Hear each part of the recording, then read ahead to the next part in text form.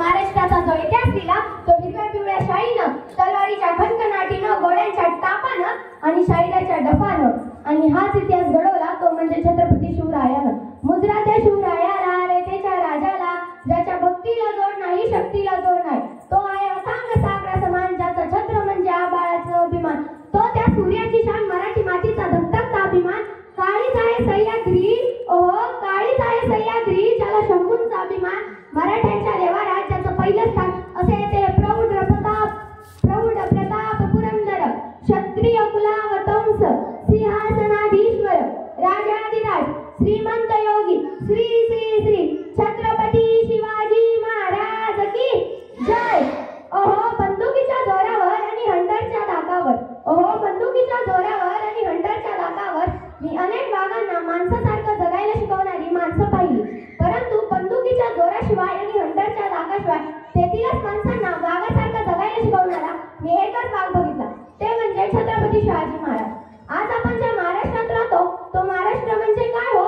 तो महाराष्ट्र म्हणजे शिवरायांच्या विचारांचा, जिजाऊंच्या संस्कारांचा, शंभूंच्या पराक्रमाचा साक्षीदार म्हणजे माझा हा महाराष्ट्र. कष्टकरी शेतकऱ्यांचा, दीनदलितांचा, 105 हुतात्म्यांच्या बलिदानाचा आणि त्या दिल्लीच्या तख्तालाही घाम फोडणाऱ्या जिगरबाज माझ्या मर्द मावळ्यांचा हा महाराष्ट्र. आणि ह्याच महाराष्ट्राच्या मातीत 19 फेब्रुवारी 1630 रोजी एका रत्नाचा जन्म झाला.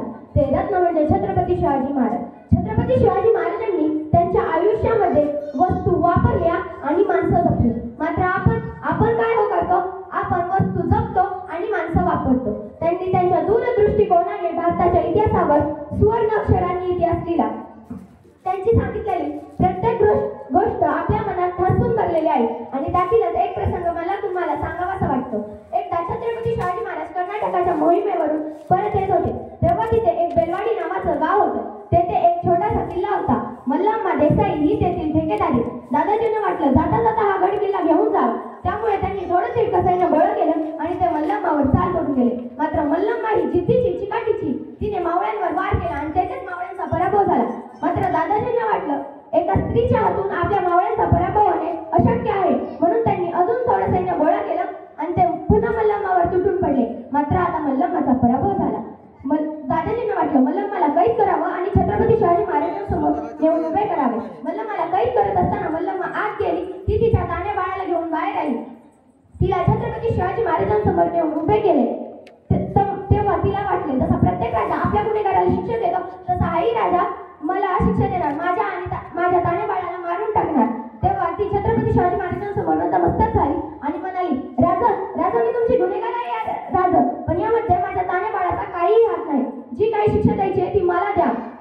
तेव्हा छत्रपती शिवाजी महाराजांनी स्मित हस्त केलं. त्यांनी चिकित्साला इशारा केला. चिकित्सा आत गेला. दुधाची वाटी घेऊन बाहेर आला. छत्रपती शिवाजी महाराजांनी मल्लम्मा देसाईच्या मुलाला उचलून मांडीवर घेतलं आणि त्या वाटीतून चमच्याने त्या मुलाला दूध पाजलं आणि म्हणाले, हा तर आमच्या मांडीवर दिसत आहे ना, तर आमचा भाचा आहे. म्हणजे तुम्ही आमच्या भगिनी झाला. आणि कोणता भाऊ आपल्या बहिणीचं राज्य बळकावून घेतो? दादाजी, बहिणीचं राज्य घ्यायचं नसतं तर बहिणीला राज्य द्यायचं असतं. आणि त्या काळात माझ्या शिवरायानं त्या मल्लम्मा देसाईला तिचं राज्य परत तर केलं. त्यावरून तिला बांगडी चोळी देऊन तिला तिच्या घरी सुखरूप पोहोचवलं. म्हणून तर असं नक्की म्हणावंच वाटतं, जे छत्रपती शिवाजी महाराजांनी केलं ते जगाने कधीच केलं नाही आणि जे जगाने केलं ते छत्रपती शिवाजी महाराजांनी कधीच केलं नाही.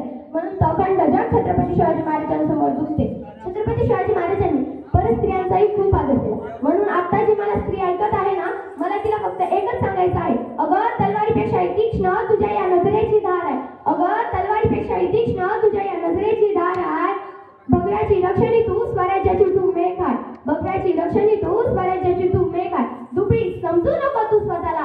अगं दुबळी समजू नको तू स्वतःला, कारण का तू त्या जिजाऊची लेक आहे. तू त्या जिजाऊची लेक आहे. आता प्रत्येक आई आपल्या मुलाला म्हणते, बाळा तू शिवछत्रपतीच व्हायचं, बाळा तू शिवछत्रपतीच व्हायचं. पण त्याआधी आईने जिजाऊ आणि वडिलांनी शहाजी व्हायचं असतं. आताच मध्यंतरी एक पुष्पा नावाचा पिक्चर आला. त्याच्यातील काय हा झुकेगा नाही साला. तो डायलॉग आमच्या मावळ्यांना खूप आवडला. आमच्या मावळ्यांनी त्याच्याकडून आदर्श घेतला. तुम्ही आदर्श घ्या ना, पण कोणाचा? जो कराला शैतानांना म्हणला मैं झुकेगा नाही साला, अशा शिवरायांचा, अशा शंभूराजांचा.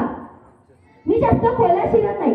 आताच मध्यंतरी इटलीचे पंतप्रधान आपला भारत फिरायला आले होते. तेव्हा काही गाईड्सने त्यांना प्रश्न विचारला, तुम्हाला प्रेमाचं प्रतीक प्रतीक असलेलं ताजमहल पाहायचंय की तुम्हाला सोन्याचं प्रतीक असलेलं गोल्डन टेम्पल पाहायचंय? तेव्हा इटलीच्या पंतप्रधानांनी खूप सुंदर उत्तर दिले. ते म्हणाले, मला तुमचं प्रेमाचं प्रतीक असलेलं ताजमहलही नको आणि मला तुमचं सोन्याचं प्रतीक असलेलं गोल्डन टेम्पलही नको. माझ्या देशाच्या राजाचा इतिहास शिकवला जातो ना, त्या राजाचा रायगड मला पाहायचा आहे. तेव्हा सर्व गाईड त्यांना घेऊन रायगडावर गेले. म्हणून तर जर तुम्हाला कोणी विचारलं तुम्ही कोठून आले आहात तर त्याला छाती ठोकून उत्तर द्या. ज्याने मरणालाही जगायला शिकवलं आणि आलेल्या मरणालाही लढायला शिकवलं अशा छत्रपती शिवाजी महाराजांच्या आणि धर्मवीर संभाजी महाराजांच्या भूमीमधून आलेलो आहोत. म्हणून तर असं नक्की म्हणावंच वाटतं, ज्या मातीत जन्मलो त्या मातीचा रंग सावळा, ज्या मातीत जन्मलो त्या मातीचा रंग सावळा. छाती ठोकून सांगतो, मी छत्रपती शिवरायांचा मावळा, मी छत्रपती शिवरायांचा मावळा. जाता जाता फक्त एवढंच म्हणे, देवाकडे गुण मागितलं तर देवाने एकटी बागच दिली. देवाकडे प्यायला पाणी मागितलं तर देवाने अख्खा समुद्रच दिला. देवाकडे राहायला घर मागितलं तर देवाने अख्खा राजवाडाच दिला. मात्र जेव्हा देवाकडे देव मागितला ना तेव्हा देवाने छत्रपती शिवरायांचा